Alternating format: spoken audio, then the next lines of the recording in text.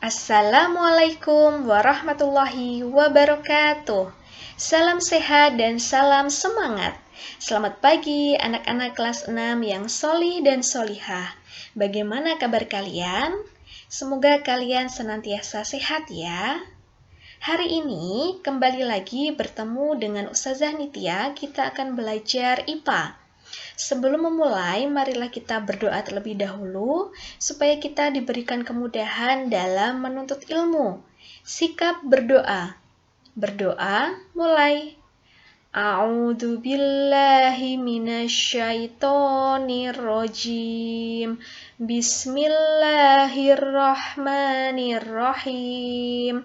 Rabbi shrah li sadri wa yassir li amri wahlul 'uqdatam min lisani yafqahu qawli. Rabbi zidni ilma warzuqni fahma. Amin ya rabbal alamin. Penyesuaian diri makhluk hidup dengan lingkungan. Pekan kemarin kita sudah belajar ya tentang adaptasi hewan. Pekan ini kita akan belajar tentang adaptasi tumbuhan. KD-nya masih sama, menganalisis cara makhluk hidup menyesuaikan diri dengan lingkungan. Dengan tujuan pembelajaran, peserta didik dapat mengidentifikasi cara tumbuhan menyesuaikan diri dengan lingkungan untuk mempertahankan hidupnya. Adaptasi. Masih ingatkah anak-anak apa pengertian adaptasi?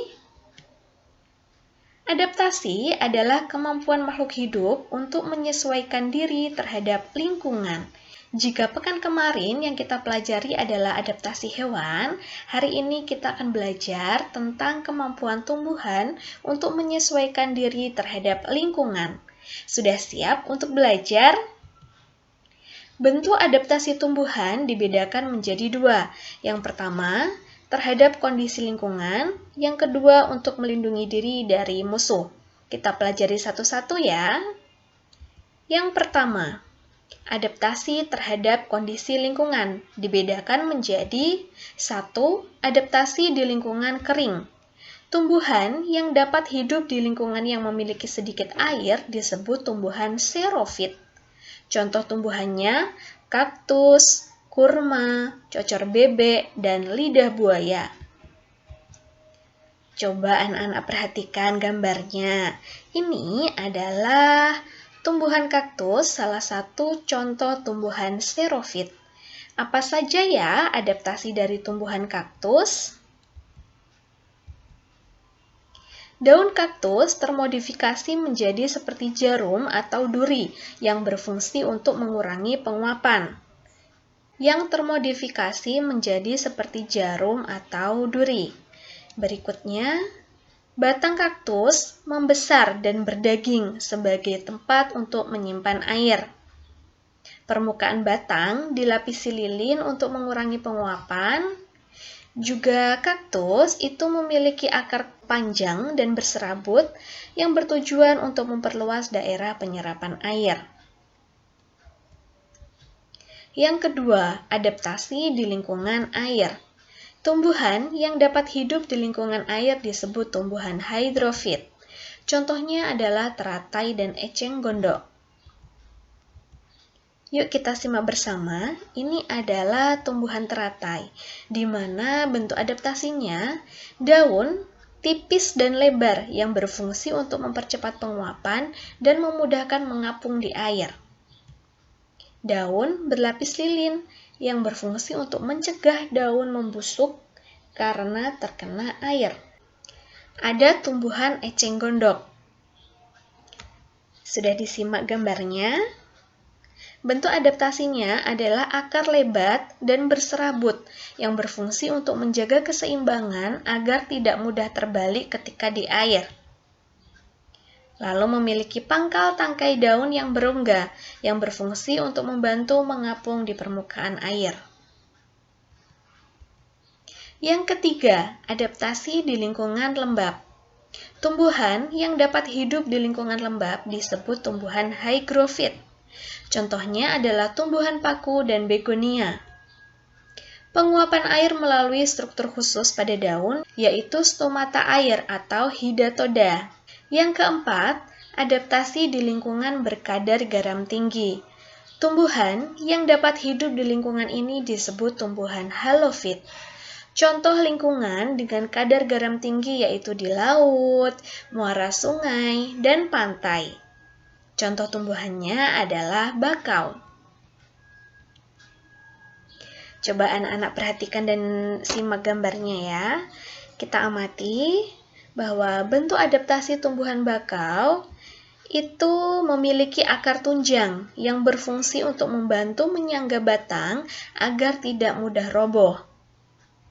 Juga ada tumbuhan bakau jenis bakau api-api yang memiliki akar napas untuk membantu penyerapan oksigen dari udara.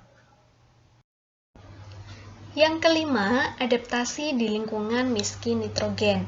Nitrogen adalah salah satu unsur yang disediakan oleh tanah yang memiliki peran utama bagi tanaman sebagai perangsang pertumbuhan secara keseluruhan, khususnya cabang, batang, dan daun. Nitrogen juga berperan penting dalam pembentukan hijau daun yang sangat berguna dalam proses fotosintesis. Nitrogen juga punya fungsi dalam membentuk protein, lemak, dan berbagai senyawa organik lainnya. Tumbuhan yang tumbuh di lingkungan miskin nitrogen biasanya melakukan penyesuaian diri dengan cara memerangkap serangga, kemudian mencerna sebagai sumber nitrogen. Contohnya adalah tanaman kantong semar dan Venus. Yuk kita amati bersama, ini adalah gambar tanaman kantong semar, di mana bentuk adaptasinya daun termodifikasi membentuk kantong yang menghasilkan nektar dan enzim pencernaan. Serangga akan terjebak dalam kantong karena tertarik dengan nektar. Tubuh serangga kemudian tercerna oleh enzim pencernaan. Ada tumbuhan Venus, di mana beradaptasi dengan cara daun tumbuhan Venus itu berbentuk seperti dua tangkup dan memiliki rambut sensor. Daun akan menutup jika ada yang hinggap. Yang keenam adalah adaptasi di musim kemarau. Dilakukan dengan cara meranggas, yaitu menggugurkan daun pada musim kemarau dengan tujuan mengurangi penguapan. Contohnya pada pohon jati, pohon kapuk, pohon mahoni, dan pohon kedondong. Selain beradaptasi terhadap lingkungan, tumbuhan juga beradaptasi untuk melindungi diri dari musuh. Yang pertama, dengan cara batang yang berduri. Contoh tumbuhannya adalah rotan dan bunga mawar. Yang kedua, memiliki racun. Contoh tanamannya adalah biji jarak yang mengandung zat beracun bernama risin dan juga kecubung hutan. Yang ketiga, melindungi diri dengan cara mengatupkan daun. Salah satu tumbuhan yang dapat mengatupkan daun adalah putri malu. Hal ini dilakukan untuk melindungi diri dari herbivor yang akan memakannya. Setelah daun putri malu mengatup, akan terlihat warna daun bagian bawah yang berwarna pucat. Hal itu membuat hewan yang tadinya akan memakan tumbuhan tersebut mengira bahwa tumbuhan telah layu dan tidak enak dimakan. Yang kelima, melindungi diri dengan memiliki daun yang tajam. Contoh tumbuhannya adalah nanas. Sekian materi yang bisa Ustazah sampaikan. Terima kasih anak-anak sudah menyimak video ini dengan baik. Jika ada pertanyaan, silakan bisa disampaikan ke Ustadz atau Ustazah. Sekian dari Ustazah. Wassalamualaikum warahmatullahi wabarakatuh.